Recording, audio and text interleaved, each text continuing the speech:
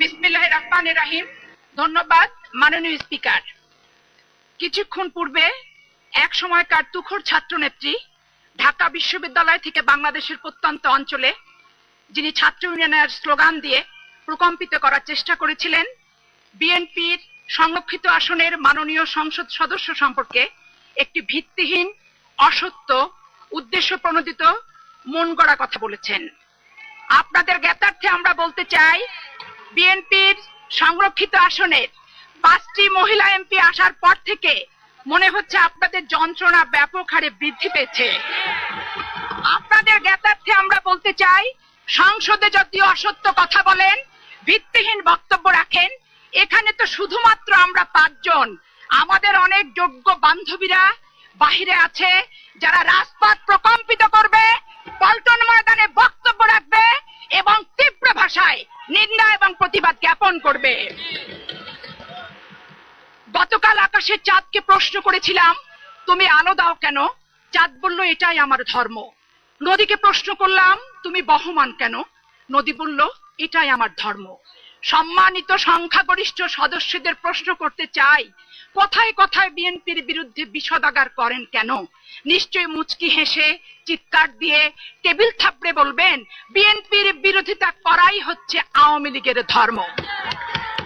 আমি তীব্র নিন্দা জ্ঞাপন করছি পিলখানার হত্যাযজ্ঞের বিরুদ্ধে, শোক সন্তস্ত পরিবারের প্রতি সমবেদনা জ্ঞাপন করছি।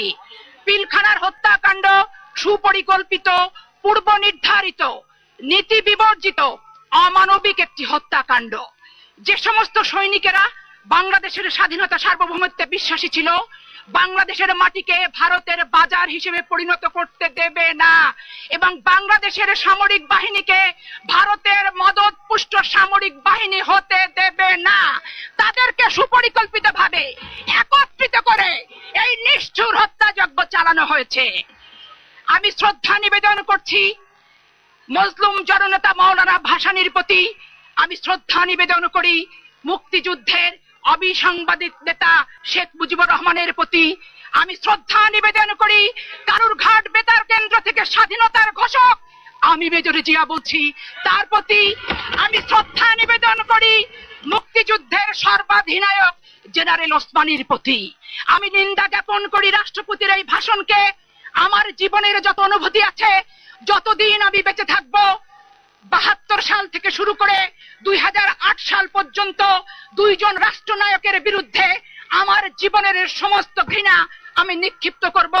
সেটা হলো খন্দকার মোস্তাক এবং রিয়াজউদ্দিন আহমেদ। খন্দকার মোস্তাক কালো বিল পাশ করেছিল ইন্ডেমনিটি, রিয়াজউদ্দিন পাশ করেছে কালো আইন জরুরি বিধিমালা। দুজনের বিরুদ্ধে আমি ক্ষোভ প্রকাশ করছি।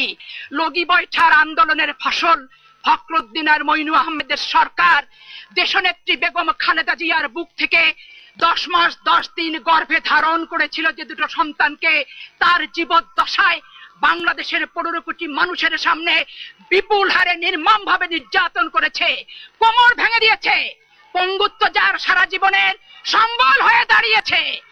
আজকে শুধু তাই নয়, দেশনেত্রী বেগম খালেদা জিয়াকে ঘর ছাড়া, বাড়ি ছাড়া, সন্তান হারা, দেশ ছাড়া, পৃথিবী হারা করার ষড়যন্ত্র চলছে। তার বিরুদ্ধে আমি তীব্র নিন্দা জ্ঞাপন করতে চাই। আমি তীব্র ভাষায় নিন্দা জ্ঞাপন করি যারা বাংলাদেশি নাগরিক হওয়ার কারণে তারেক রহমান, আরাফাত রহমানের 2 বধূকে দেশ থেকে বিতরণ করার ষড়যন্ত্রে লিপ্ত হয়েছেন। আজকে আপনারা বলতে চাচ্ছেন ক্যান্টনমেন্টের বাড়িটি শহীদ পরিবারের জন্য দান করা হোক। আমি আপনাদের উদ্দেশ্যে বলতে চাই, এই জাতীয় প্রচার মাধ্যমে সেই শহীদ পরিবারের উদ্দেশ্যে বলতে চাই, এক শহীদের রক্ত দিয়ে কখনো আর এক শহীদের রক্তকে পদদলিত করা যায় না, যায় না, যাবে না। আজকে শহীদদেরকে, শহীদ পরিবারদেরকে রাজনৈতিক হাতিয়ার হিসেবে ব্যবহার করার অপচেষ্টায় আপনারা লিপ্ত রয়েছেন। যেদিন রাষ্ট্রপতি জিয়া মারা গিয়েছিলেন, সেদিনে দেশনেত্রী বেগম খালেদা জিয়া নেত্রী ছিলেন না, গৃহবধূ ছিলেন। রাষ্ট্রপতি জিয়ার রক্তাক্ত লাশটি ছুঁয়ে শপথ করেছিলেন উনি যতদিন বেঁচে থাকবেন বাংলাদেশের স্বাধীনতা, বাংলাদেশের সার্বভৌম গণতন্ত্রের জন্য জীবন দিয়ে যাবেন। সেদিন ওই রক্তাক্ত লাশটি ছুঁয়ে উনি শপথ করেছিলেন এবং জনগণের উদ্দেশ্যে জিয়াউর রহমানের হত্যার দায়িত্বটি বাংলাদেশের জনগণের হাতে অর্পণ করেছিলেন। তাই তো বাংলাদেশের জনগণ বারবার দেশনেত্রী বেগম খালেদা জিয়াকে ভোট দেয়, তাকে নির্বাচিত করে, তাকে প্রধানমন্ত্রী করে, এবং তার যে সমস্ত আসনে যতবার উনি দাঁড়ান, তার আসনে যতবার তিনি দাঁড়ান ততবার বিপুল ভোটে উনি জয়লাভ করেন। 1986 সালে গণতন্ত্র আন্দোলনে বেগম খালেদা জিয়া ঝাঁপিয়ে পড়েছিল, সেদিন প্রহসন হয়েছিল। নির্ধারিত সময় আর 2 মিনিট বাকি আছে। 86 সালের নির্বাচনে দেশনেত্রী বেগম খালেদা জিয়া যায় নাই। এই প্রহসনের নির্বাচনে কারা গিয়েছিল? শহীদ দেলোয়ার, জয়নব, বসুনিয়া, দীপালি সাহার রক্ত ছুঁয়ে সকল দল শপথ করেছিল প্রহসনের নির্বাচনে কেউ যাবে না। তারপর দেখা গেছে একটি রাষ্ট্রপ্রধান গান ধরলেন, যদি বউ সাজগো তবে সুন্দর লাগতো যে। আর একটি দল বলল, যেও না গো তুমি আসিতেছি আমি। আর একটি দল বলল, মিয়া বিবি রাজি তো কিয়া করেঙ্গা কাজী। সেদিন 86 সালের নির্বাচনে আপনারা কারা গিয়েছিলেন? 22শে জানুয়ারি যখন জাতীয় পার্টির সঙ্গে মাননীয় সদস্য, আমি আপনার দৃষ্টি আকর্ষণ করছি, মাননীয় সদস্য, আপনার দৃষ্টি আকর্ষণ করছি, চেয়ারকে লক্ষ্য করে আপনি কথা বলুন, চেয়ারের দিকে লক্ষ্য করে কথা বলুন, চেয়ারকে লক্ষ্য করে কথা বলুন। সেদিন আপনারা বলেছিলেন যে বেগম খালেদা জিয়া স্বামী হত্যাকারীর সঙ্গে জোট করছে মাননীয় স্পিকার। সেদিন ওই দলটি হত্যার ভয়ে বলেছিল সবকটা জানালা খুলে দাও না। আর মার্ক্সবাদ, লেনিনবাদ, সেতুংবাদ, ভারতবাদ একত্রিত হয়ে মহাজোট করে বলেছিলেন জানালা দরজা যা আছে খুলে রেখেছি, লজ্জা শরম যা ছিল ভুলে গিয়েছি। এই বলে সেদিন আপনারা মহাজোট করেছিলেন। আজকে বিএনপি যদি ক্যান্টনমেন্টের দল হয়, তাহলে আমি প্রশ্ন করতে চাই, স্বৈরাচারের দলটি কিসের দল? আপনার সময় 5 মিনিট বাড়ানো হয়েছে। ভারতের কোন দূতাবাস, 12 মিনিট, 5 স্টার হোটেল, ভারতের কোন দূতাবাস অথবা 5 স্টার হোটেল কিংবা 32 নম্বর ধানমন্ডি অথবা পল্টন ময়দান, আপনাদের কথা মতো সত্যিকার অর্থেই ওই নেতা যদি জিয়াউর রহমান হত্যার আসামি হয়ে থাকে, আপনাদের জ্ঞাতার্থে বলতে চাই, শহীদ রাষ্ট্রপতি জিয়াউর রহমানের হত্যা মামলার আসামি যদি আপনাদের কথা মতো সেই ব্যক্তি হয়ে থাকে, তাকে নিয়ে কেন এত মহাজোট, তাকে নিয়ে কেন এত নটাঘট? সম্মানিত স্পিকার, আজকে জিয়াউর রহমান সম্পর্কে বিষোদাগার করা হয়, তার মুক্তিযুদ্ধের চেতনাকে কলঙ্কিত করা হয়।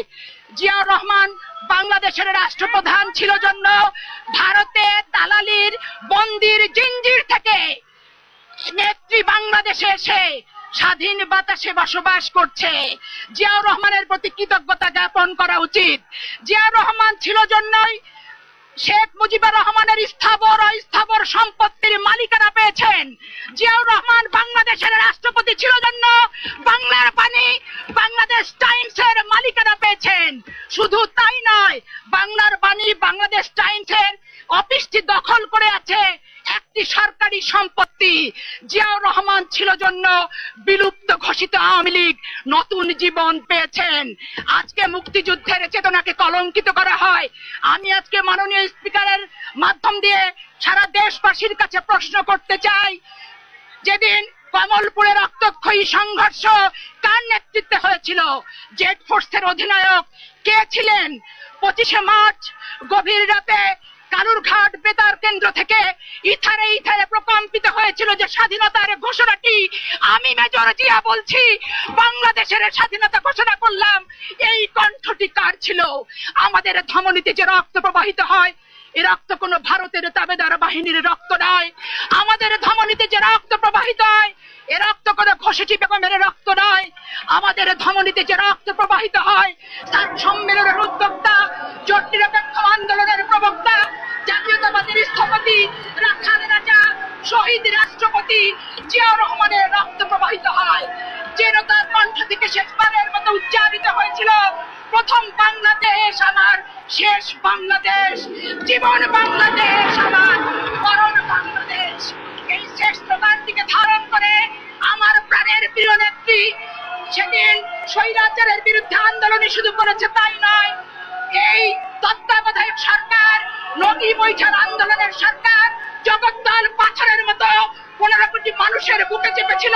আপনাদের নামে, আমাদের নামে মিথ্যা মামলা দিয়েছিল, জেলখানায় পাঠিয়েছিল। সেদিনও খালেদা জিয়া বলেছিল, বিদেশি আমার বন্ধু হতে পারে, প্রভু হতে পারে না। বাংলাদেশের কারা জীবন দুঃখের হোক কষ্টের হোক আমি সপরিবারে যাব, তবু বিদেশের মাটিতে আরামে জীবন যাপন আমি করতে পারি না। তাই তো সে সেদিন জেলখানায় গিয়েছিল, কষ্টকর জীবন অতিবাহিত করেছিল। আজকে আপনারা বারবার বলেন